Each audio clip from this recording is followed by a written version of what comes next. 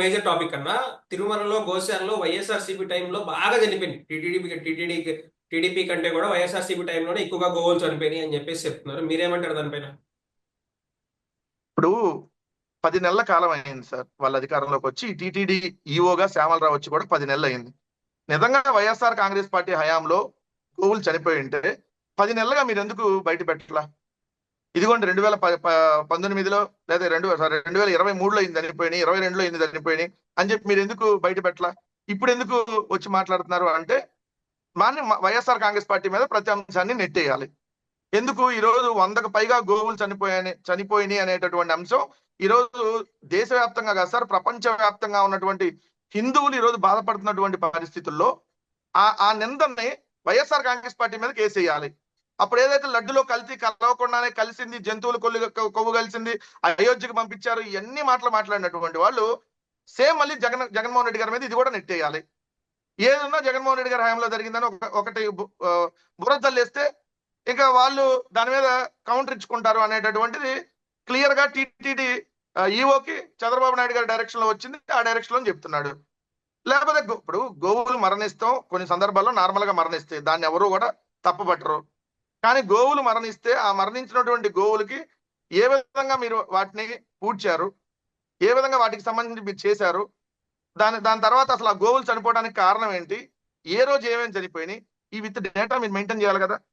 చేయకుండా ఇప్పుడు ఈఓ గారు ఒక ఫోటో తీసుకొని వచ్చాడు. ఇప్పుడు ఏప్రిల్ నెలలో ఒక లేక దూడ చనిపోయింది. ఆ ఫోటో తీసుకొని వచ్చి ఆయన చూపిస్తున్నాడు. చనిపోయి ఉండొచ్చు, కాదంటలా.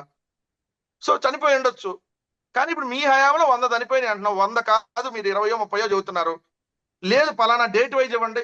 ఏ డేట్ రోజు మీ దగ్గర ఎన్ని ఆవులు ఉన్నాయి, మీరు జూన్ లో మీ దగ్గరకు మీరు జనవరిలో మీ దగ్గరకు ఎన్ని ఆవులు వచ్చినాయి, కొత్త ఎన్ని వచ్చినాయి, ఫిబ్రవరిలో ఎన్ని ఉన్నాయి, ఎన్ని చనిపోయినాయి, ఎన్ని కొత్తవి వచ్చినాయి, విత్ డేటా ఇవ్వండి. అది ఇవ్వకుండా జగన్మోహన్ రెడ్డి గారి కారణం అని అంటే నేను అడుగుతా సూటిగా, అయ్యా తిరుమలలో ఏఆర్ డైరీలో కల్తీ కలిసిందని వెనక్కి పంపారు కదా మీరు.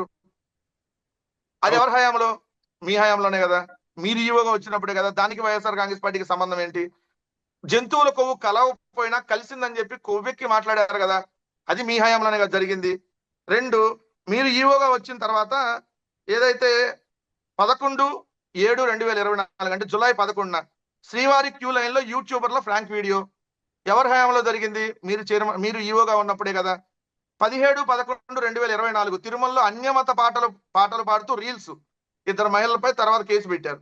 ఎవరి హయాంలో జరిగింది? ఇది మీ హయాంలోనే కదా. క్రిమినల్ కేసులు ఉన్నటువంటి వ్యక్తులకి టీటీడీలో చోటు కల్పించింది మీరు ఈవోగా ఉన్నప్పుడే కదా. 8/11/2024 అన్యమత గుర్తులతో కూడినటువంటి కడియం విక్రయాలు సిఆర్ఓ ఆఫీస్ కు సమీపంలోని షెడ్ లోని స్టాల్ 3లో 5/12/2024 హైదరాబాద్ కు చెందిన శ్రీధర్ అనే భక్తుడు తీసుకుంటే దాని మీద కడియం మీద అన్యమత గుర్తులు ఉన్నాయని చెప్పి కంప్లైంట్ ఇచ్చింది మీ హయాంలోనే కదా.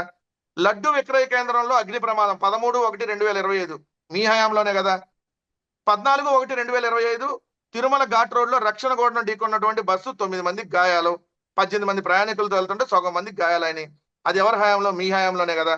తిరుమలలో పై అంతస్తు నుంచి పడి బాలుడు మృతి కొండ మీద, ఇది ఈవోగా ఉన్నటువంటి మీ హయాంలోనే కదా. 18/1/2025 అలిపిరిలో తనిఖీల్లో డొల్లతనం బయటపడింది, కోడిగుడ్లు పలావును కొండ మీదకి తీసుకెళ్లి అక్కడ తింటున్నారు. ఎవరి హయాంలో? సిగ్గుతో తలదించుకొని రాజీనామా చేయొద్దు నువ్వు. నిజంగా శ్యామలరావు అనే అతను రాజీనామా చేయాలి కదా ఫస్ట్.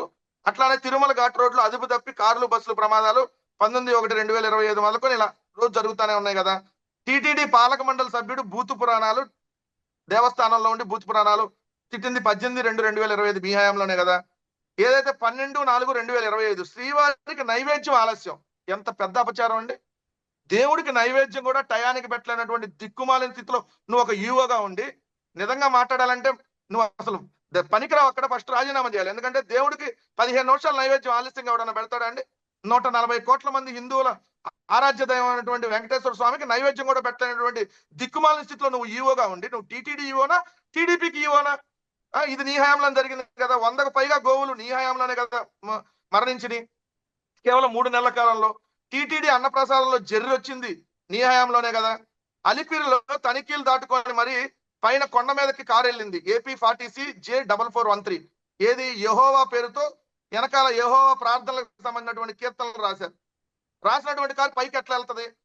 తిరుమలలో మద్యం మత్తులో యువకులు హల్చల్ చేసింది మీ హయాంలోనే కదా. ఏదైతే తిరుమలలో బెల్ట్ షాపును పట్టుకున్నారు మొన్న పోలీసులు, ఎవరి హయాంలో?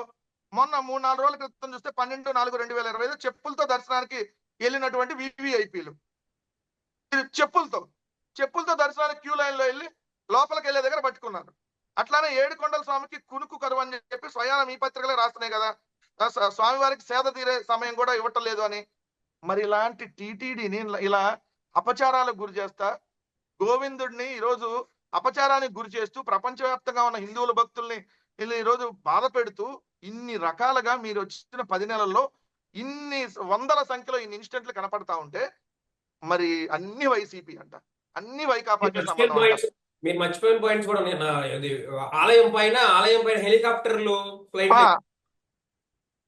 ఆలయం పైన డ్రోన్లు ఎగరేశారు. రెండోది హెలికాప్టర్లు తిరుగుతున్నాయి. ఒకసారి కాదు సార్, దాదాపుగా 5-6 సార్లు ఈ 10 నెలల్లో 5-6 సార్లు తిరిగినాయి. విమానాలు వెళ్తున్నాయి, హెలికాప్టర్లు వెళ్తున్నాయి, రెండు కొండ మీద. ఇది ఇది ఎంత అపచారం. సో మరి అన్ని వదిలేసి ఇష్టం వచ్చినట్టుగా ఇంకా కూడా ఏదైతే తిరుమల ఇంకో పాయింట్ కూడా ఉంది. అక్కడ టీటీడీ దగ్గర రాజకీయాలు మాట్లాడొద్దని చెప్పింది వీళ్ళే కదా. నిన్న శివాజీ మాట్లాడుతున్నాడు. శివాజీ మాట్లాడతారు. ఇప్పుడు మీకు మాట వీధుల్లో అయితే డైరెక్ట్ గా మంత్రి సవితాకి సంబంధించినటువంటి గన్మెన్లు షూలు వేసుకుని తిరిగారు. అవన్నీ కూడా ఉన్నాయి. ఇంకా చెప్పుకుంటూ పోతే వందల సంఖ్యలో ఇన్సిడెంట్లు ఉన్నాయి. మనకు కూడా చెప్తే ఇంకో గంట పడుతుంది. సో ఇన్ని ఇన్సిడెంట్లు జరిగితే అన్ని వైఎస్ఆర్ కాంగ్రెస్ పార్టీ కారణం అంట. సార్, మనం ఈ శ్యామలరావు గారు, మనం అన్నం తింటున్నాం, మనం మనుషులం, మనం హిందూ భక్తులం.